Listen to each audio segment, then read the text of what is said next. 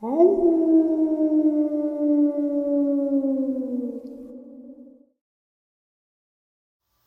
greetings and salutations, everyone. I hope everyone is doing well, and welcome to today's bonus upload. Before we jump into it, a couple links. As many of you know, I rely on Patreon, PayPal, channel membership, and the merch to help the channel to continue to grow and go. Links to Patreon, PayPal, and channel membership is in the description below. Merch displayed directly under the video. Also, Dogman Frightening Encounters, Volume 1 through 3, the audiobook versions. They were written and researched by Tom Lyons, narrated and produced by me, Jeff Nadolny. Those audiobooks are available on Audible, Amazon, and iTunes, links to which are also in the description as well. And finally, last but definitely not least, if you'd really like to help support the channel to continue to grow and go, simply subscribe. It does not cost a cent. Click the like button, takes half a second. If you don't want to miss out on any of the informative uploads I put out daily, click that bell icon, and folks, please leave a comment. Why? Well, because all these things really do help the channel to continue to grow and go. And yes, folks, they definitely do matter. Now, everyone, I have taken far too much of your time. Let's jump in to today's bonus, shall we?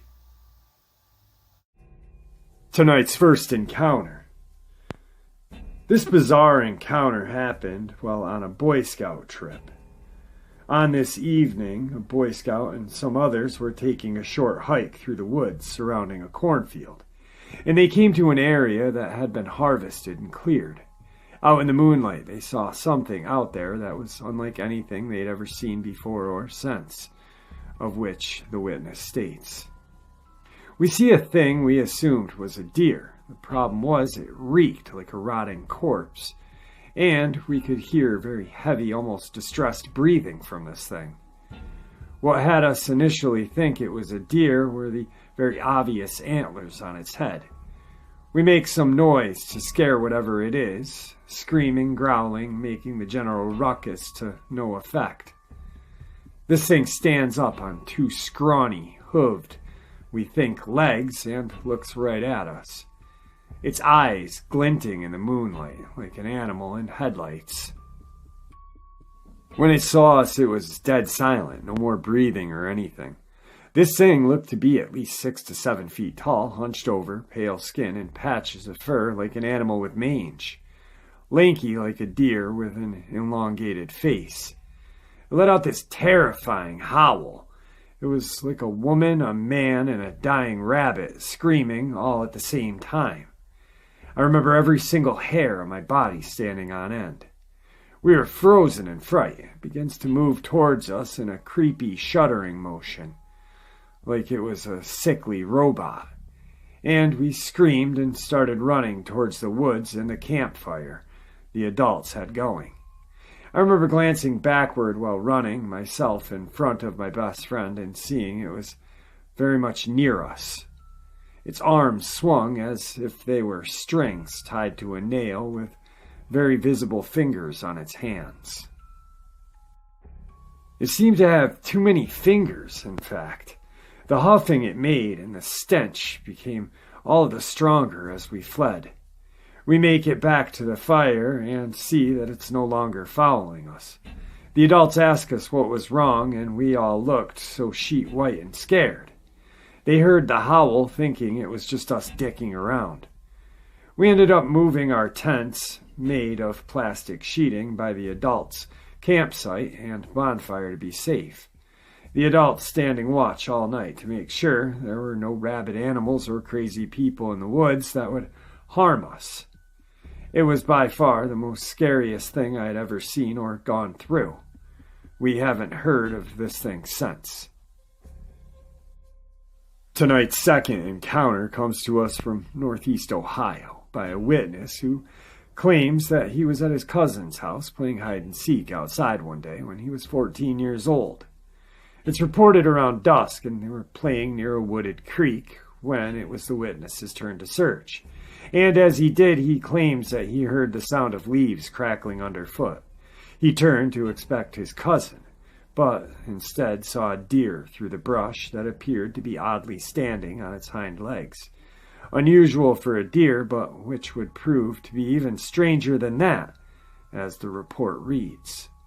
It was getting dark, and I was the one searching. I heard leaves crumbling, and when I turned to look, I saw what looked like a deer on its hind legs.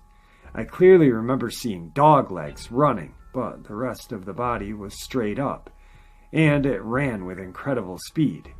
And I knew it wasn't either of my cousins hiding. I ran as fast as I could back to the house, and one of my cousins was running in too. He saw the same thing. It still creeps me out to this day, because my uncle always told us how he saw weird things on that property. Tonight's third encounter. A sighting similar to that creature, that appears to have also had the ability to shapeshift, was made in the state of Delaware in 1993. The witness claims that he was around 8 years old at the time, and he had been staying with his family at his grandparents' house in a rural forested area near the town of Hawkinson. One morning, he says, he woke to a clear day with the sun shining through his window, and also the surreal sight of a silhouette of a deer with a huge rack of antlers standing just outside. Things would get bizarre rapidly, and the witness says of what happened. It was right there, like almost pressed against the window in profile. I stared in awe, and that was when it changed. In one smooth movement, it reared up on its hind legs and was no longer a deer, but a man. There were only 2 men in the area, my grandfather and my dad, and it was clearly neither. Not sure if that made it better or worse. My grandfather was very built for his age, and Dad had a gut. This silhouette was clearly younger, muscular, but not like the brick shithouse my grandfather was. It exuded strength and scared the hell out of me. It stared to the side for a moment, and then it strode off with purpose, looking back.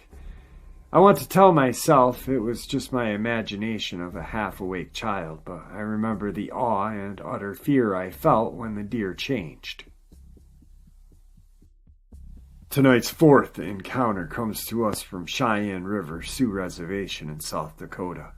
In 2010, the witness says that he was driving home from a late shift at work along Highway 63 when he came to a patch of thick fog. Peering through the murk ahead, he claims that he could see a group of women standing around what appeared to be a ditch. All of them were wearing oddly old-fashioned clothing. He was apparently so mesmerized by this sight that he turned his vehicle around and drove back. Only now, instead of women, there were some deer standing right where they had been. He parked the car and looked out onto the animals, finding it extremely odd that they should be there where those women had been standing just a few moments before. And he had the distinct feeling that they were staring back at him and studying him. This was unnerving enough that he was on his way, and it makes one wonder just what was going on here.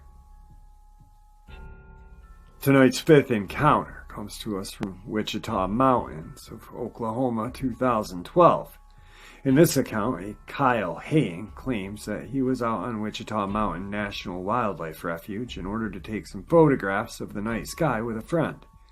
On this evening, at around 10 o'clock, the usual sounds of the forest suddenly became muted, and the local wildlife started to display some decidedly bizarre and uncharacteristic behavior. First, some elk came running by, and then a herd of bison, which all came uncomfortably close before hurrying off. And it seemed almost as if these animals were trying to get away from something scaring them out of the dark forest beyond. This was enough to spook the men into packing up their stuff and calling it a night. And as they did, they allegedly felt a strange change in air pressure, and all the sounds of the woods just stopped to send a profound silence crashing down on them. The 2 unsettled men then heard something rustling about out in some tall grass nearby, jarring in the otherwise void of silence that the blanketed area, and it seemed like whatever it was coming towards them. Kyle claims that He and his friend had then picked up some rifles they had with them, wary of what was approaching. They started the car and began to drive off when they saw something step out in front of the vehicle that they would never forget. A creature which the witness describes as having a head like an elk, but stood upright on two human legs, and which had two human arms and dark red eyes. As they passed it, the nightmarish creature lurched forward to hit the car, and Kyle floored it away as fast as he could, until they were about 3 miles away, where they stopped their flight to regain their wits. Kyle would say of what happened, "We were scared shitless. Things got even quieter when we stayed there. While there, we heard one ear-piercing screech or scream, almost a hunting screech of some sort that made my hair stand on end and gave me goosebumps even worse. With that, we left the mountains completely. We felt as though we were not wanted there that night. The way the wildlife acted, the figure that we came across, that the animals must have been running from, and then the scream of which I can only reference to happen to be a banshee. I can't forget the figure we saw, as well as that scream. It was not human, but it was not any wildlife that I am familiar with out there either." Tonight's sixth encounter comes to us from the state of Virginia. On this evening, a gentleman says that he was sitting on his back porch having a cigarette and talking to his friend on his mobile phone. The area is described as thickly wooded, and from somewhere out in the night he heard something run across the yard and crashing through the brush. He figured at this point that it was just a deer or some other animal and kept talking to his friend on the phone, but things would really get out of hand. Suddenly I hear this noise down by the dock. I was like, there it is again. For some reason, my first thought was there's some kids playing around down there. I don't know why I thought that, but that's the first thing I thought. Anyway, I got up and went running over towards the stairs to go down to the dock. And they're steep steps, and when I got to the stairs, I get to the top of them and I look down and there's this thing running up the stairs towards me, and I was just in shock. It was like a person, but it had a deer head. And it was running up the stairs so fast. It was crazy that it could even move that fast, and it was staring right at me. And I'm just standing there, and I'm staring at it. It had red eyes. It actually had red eyes. One friend said that it means it was demonic. I said I don't think it was demonic or anything. Anyway, it ran right up to me. It kept staring at me in my eyes, and I was staring right back. Just kind of in shock, I guess. When it got right up to me, it actually said something, which I don't know what it said, I just remember. I just know it said something like 4 or 5 syllables really fast. It seemed like it said words, but I don't know what they were. And then it ran right. It just kept running and ran right by me. I could have actually touched it. It was within inches of me. The stairway's only 4 feet across. I had hardly told anybody about this because it was just the craziest thing I had ever seen. That's what someone suggested, but I said, no, it was moving way too fast. It was moving so fast that when I thought about it later, I was like, man, it was almost like in a different dimension or something. That's all I could think. I think it was being that had a human body and a deer head. And the antlers weren't like a deer around here. They weren't like any white-tailed deer here. They were more spindly. They were spindly, and there was a lot more of them. A lot more like ties or branches than normal. I actually saw a branch once, and I was like, oh my god, that branch looks like one of those antlers on that thing I saw. Tonight's 7th and final encounter. Lynn is a woman of Navajo heritage who once lived in the town of Lovington, New Mexico. As a child in this instance, at the age of 8 years old, Lynn and her friends would play on the school grounds near her home. There was also a small grocery store with a large porch where the kids would spend a lot of their time. Her mother had credit there, so Lynn was allowed to purchase candy. This grocery store also butchered meat. During the summer day of the early 80s, someone or something vandalized the grocery store while the owners were on vacation. The front door had been torn through, and there was a large hole in the floor of the front porch. The majority of the butchered meat had been stolen. When the owners returned home, they started to blame the local residents of theft and vandalism. This was very much out of character for the people of this small town. Everyone depended on the grocery store. Besides, it was a friendly, tight-knit community, and crime is very rare. There were never any charges brought against anyone. The grocery store soon closed its business in Lovington and moved to another town. The grocery store building was left and abandoned. One early morning, a few months later, Lynn and her younger sister were home alone after her parents had rushed Lynn's older sister to the hospital several miles away. Lynn's sister had a ruptured appendix the night before and needed immediate treatment. Lynn was sleeping on the couch in the living room while her younger sister was fast asleep on the floor. Lynn was awoke by a loud creaking sound outside the front door. She raised up from the couch and thought she had seen a large, hairy head and shoulders in the window. Alarmed, Lynn immediately pulled the covers over her head while hoping this thing would just go away. She continued to hear noises on the porch. Once again, she noticed the same large, hairy head and shoulders standing in the window. It would duck down below the window, then slowly rise up. By this time, Lynn had become curious and thought that it was her cousins maybe playing a prank on her. Her little sister was still asleep on the floor. Lynn got off the couch and walked to the window and peeked outside. She was amazed to see a huge, hairy man swiftly striding toward the side of the house in the direction of the school. Lynn ran to the door, stepped out barefoot, and began to run after this large, hairy man. She was sure it was someone trying to scare her, and she was somewhat fearless when she was young. She was going to find out what it was. Lynn ran past the school and made her way to the abandoned grocery store. She heard noises coming from inside the building. She stepped onto the porch and immediately felt a sharp stabbing pain in her right foot. She quickly sat down on the porch and saw that she had stepped on a large splinter. She was in terrible pain as she tried to remove the splinter while tears flowed down her cheeks. Then, without warning, a large, hairy hand reached from behind and pointed at her injured foot.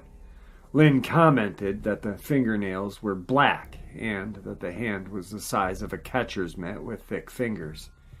She said that she wasn't afraid of the hairy man, but didn't like the way it smelled. She looked up and saw a face of an ape-like man with long, dark reddish hair falling over it from the top of its head. The skin was like a tanned Caucasian man, but more rugged looking. The eyes were round and honey-colored. She reached up and pulled on the hair, wanting to see if it was a costume. She yanked it hard enough that the hairy man grimaced in a way that indicated that he didn't like it. But she also noticed compassion as well. The hairy man then picked Lynn up into his arms and cradled her like a baby. He rose to his feet and quickly walked in the direction of her house, occasionally stopping near a pine tree in order to see if anyone was watching. Lynn was afraid that the hairy man was going to kidnap her, but was relieved when they reached her house. He gently lowered her on the porch and watched as she tried to remove the splinter from her foot. The hairy man then turned quickly, as if he had heard something approaching. He ran off towards the large grove of pine trees and was gone. In a minute or two, the local police car was making its way down the street. Lynn said you could always tell it was the police because they had one patrol car and it made a loud squeaking noise as it went by. The hairy man must have heard it off in the distance and ran away. Lynn now believes that the hairy man was responsible for the break-in at the grocery store. She estimates that the hairy man was about 8 feet tall and covered with thick, long, reddish hair that seemed to slightly change in hue when it moved. Lynn said that she never saw the hairy man again, but she did see a smaller hairy biped a few years ago while she was driving home at night. Her account is not widely known, as she had never told anyone other than her daughter. Well, there you have it, folks. I hope you all enjoyed today's bonus as much as I enjoyed sharing it with you. I'd like to thank you all for supporting the channel. It is, after all, your support that keeps this channel growing and going, and honestly, what gives people a chance and a place to share their experiences and theories judgment-free, just simply treated with the respect that we all deserve. Thank you. Everyone stay safe, happy, healthy, and ever vigilant, keeping an eye on our children, pets, family, and friends. These creatures are real. They are out there and dangerous. Share this information with those you love and care about, and it may just help save their lives someday. Until next time, never stop asking questions, never stop searching for the answers, and God bless.